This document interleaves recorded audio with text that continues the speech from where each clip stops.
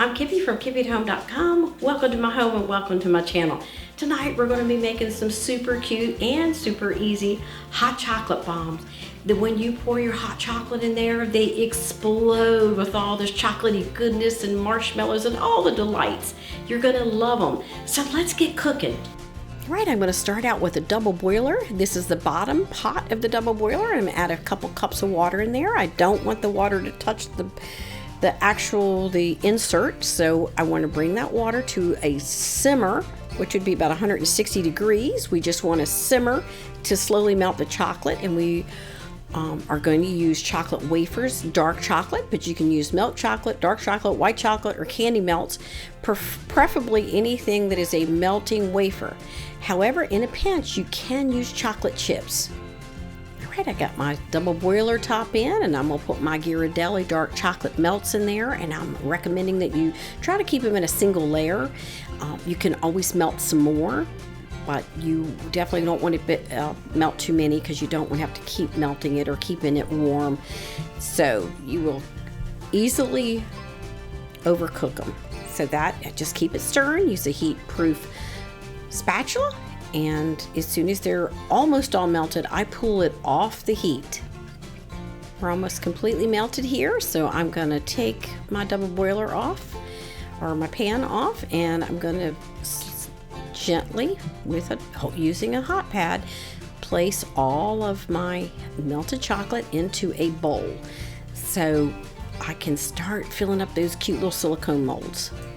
I used a spoon from a place setting, so nothing fancy, just a regular spoon, and I filled it up, well, maybe a tablespoon, maybe a tablespoon and a half. You know, you kind of see, it depends on the size of your mold. This is a 2.5-inch mold, and I'll have a link to that supply so you can get this exact mold. This thing turns out perfect, and you need a big enough one so you can actually put some marshmallows and some hot cocoa mix in it.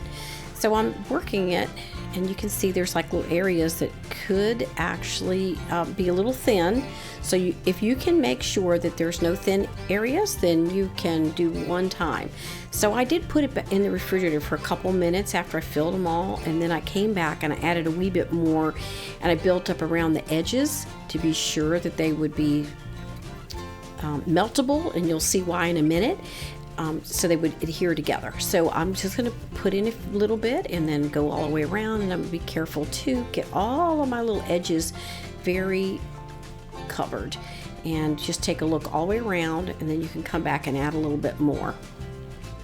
Once I filled up all of my silicone mold, half sphere, I put them on a baking sheet and put them in the refrigerator. I put them in for about 2 minutes, then took it back out and filled around the edges just a wee bit more, and looked for any areas that looked a little thin. It's not necessary, like I said, if you feel confident or you can really tell it really adhered there. But we like a lot of chocolate. So we're chocoholics over here, so we filled it up, it's a little extra. So it's up to you, but make sure you put it on a baking sheet so you can lift it and it doesn't get all jostled around, and leave it in there. And once you fill it up the second time, if you do a second time, you put it in for about 10 minutes, put the timer on, and then all the magic starts. Removing your little spheres from the mold is so simple, and they come out shiny, glistening, and just beautiful. If you want to keep from having little fingerprints on there, you can wear gloves, but we're decorating them, and we just couldn't even wait to get them done. After we have our little half spheres out, we are going to use a little plate. I heat it up in the microwave, just hot to touch. I sat it down like on a little hot pad. Make sure you remove that plate with a hot pad to protect your hands. We're going to just heat up the bottom half first, doing just one at a time, and use about 1 to 1.5 tablespoons of hot chocolate mix.